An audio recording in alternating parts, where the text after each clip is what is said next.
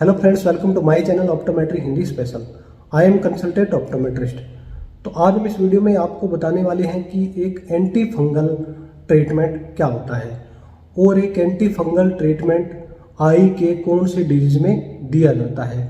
तो आज हम एंटी फंगल की जो ड्रॉप्स होती है या फिर जो टैबलेट होती है उसके बारे में आपको बताएंगे और साथ में बताएंगे कि यह कौन सी जो ड्रॉप्स है आई के कौन सी डिजीज में दी जाती है। तो दोस्तों, अगर आप इस YouTube चैनल पर नए हैं और अभी तक आपने हमारे YouTube चैनल को सब्सक्राइब नहीं किया है तो आप हमारे YouTube चैनल को सब्सक्राइब कर लें और बेल आइकन को भी दबा लें ताकि हमारी आने वाले नई वीडियो की नोटिफिकेशन आपको मिल जाए। तो आप मुझे फेसबुक पेज में भी फॉलो कर सकते हैं। उस फेसबुक पेज का लिंक मैंने नीचे डिस्क्रिप्शन में दे दिया है। तो इस वीडियो को आप ज़्यादा से ज़्यादा लाइक करें और शेयर करें। तो चलिए शुरू करते हैं कि वह कौन कौन सी एंटी फंगल आई ड्रॉप्स होती है और टेबलेट होती है। तो सबसे पहले जो ड्रॉप्स होती है वह होती है नेटामाइसिन 5%। तो यह एक एंटी फंगल आई ड्रॉप्स होती है और इसकी जो डोज होती है वह 4 टाइम या फिर 6 टाइम होती है। नेक्स्ट है फ्लूकोनाजोल 0.2%। तो यह भी एक एंटी फंगल आई ड्रॉप है और इसकी जो डोज होती है वह भी 4 टाइम या फिर 6 टाइम होती है। नेक्स्ट आई ड्रॉप है वोरिकोनाजोल 10%। यह भी एक एंटी फंगल आई ड्रॉप है और इसकी डोज भी 4 टाइम या फिर 6 टाइम होती है। तो नेक्स्ट है एंटी फंगल ऑइंटमेंट। तो ऑइंटमेंट में है नेस्टाटिन 3.5% ऑइंटमेंट। यह ऑइंटमेंट में आती है और इसकी डोज भी 3 टाइम या फिर 4 टाइम होती है। Next anti fungal systematic therapy. तो सिस्टमेटिक थेरेपी में जो टेबलेट है, टेबलेट में पहले है फ्लूकोनाजोल, दूसरा है केटाकोनाजोल और तीसरा है वोरिकोनाजोल। तो इसकी जो डोज होती है वह होती है ओडी या फिर बीडी और इसको एक एंटी फंगल ट्रीटमेंट में 10 डेज के लिए दिया जाता है। तो आप आगे समझते हैं कि एंटी फंगल ट्रीटमेंट को आई के कौन सी डिजीज में दिया जाता है। तो एक एंटी फंगल ट्रीटमेंट को आई के कॉर्नियल अल्सर डिजीज में दिया जाता है। तो जो कॉर्नियल अल्सर होता है उसके भी अलग अलग टाइप्स होते हैं। एक नॉर्मल कॉर्नियल अल्सर होता है, एक सीवियर कॉर्नियल अल्सर होता है और एक वेरी सीवियर कॉर्नियल अल्सर होता है। तो इनमें अलग अलग ट्रीटमेंट दिया जाता है।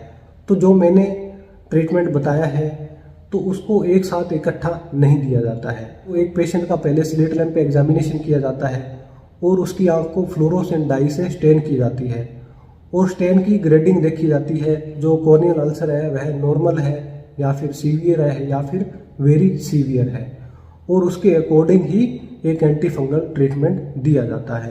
तो एक फंगल कॉर्नियल अल्सर होता है, उसमें जो कॉर्निया होता है वह वाइट दिखाई देता है और कभी कभी जो एंटीरियर चैम्बर होता है उसके अंदर पस भर जाती है। तो अगर नॉर्मल कॉर्नियल अल्सर है तो उसमें एंटीबायोटिक या फिर नेटामाइसिन है या फिर फ्लूकोनाजोल आई ड्रॉप है, इनसे सही हो जाता है। अगर वह सीवियर और या फिर वेरी सीवियर कॉर्नियल अल्सर है तो उसमें क्या है, फिर वोरिकोनाजोल है या फिर जो टेबलेट है फ्लूकोनाजोल है, केटाकोनाजोल है, यह ट्रीटमेंट दिया जाता है। तो सबसे पहले पेशेंट का स्लिट लैंप एग्जामिनेशन जरूरी है और उसके बाद में ही उस पेशेंट का जो ट्रीटमेंट है वह किया जाता है। तो एक कॉर्नियल अल्सर में या फिर फंगल कॉर्नियल अल्सर में एक जो सिम्टम्स होते हैं जैसे कि उसका विजन है वह ब्लर हो जाता है, फॉरेन बॉडी सेंसेशन है, इचिंग है, वाटरिंग है, तो यह कॉम्प्लिकेशन एक पेशेंट करता है। तो उसमें फिर एंटी फंगल जो ट्रीटमेंट है वह दिया जाता है। तो दोस्तों, जो एंटी फंगल ट्रीटमेंट है वह स्लिट लैंप पे एग्जामिनेशन करने के बाद ही दिया जाता है। तो यह वीडियो केवल नॉलेज के लिए बनाई गई है। आप मेरे द्वारा बताए गए इन ट्रीटमेंट का यूज डॉक्टर की देखरेख में ही करें। तो दोस्तों, आपको समझ में आ गया होगा कि एक एंटी फंगल जो ट्रीटमेंट होता है या फिर जो ड्रॉप्स होती है, टेबलेट होती है, वह कौन कौन सी होती है और उसको कौन सी आई के डिजीज में यूज किया जाता है। तो दोस्तों, टॉपिक से रिलेटेड कोई कमेंट है तो आप कमेंट बॉक्स में लिख सकते हैं। तो मिलते हैं नेक्स्ट वीडियो में एक नए टॉपिक के साथ में। धन्यवाद।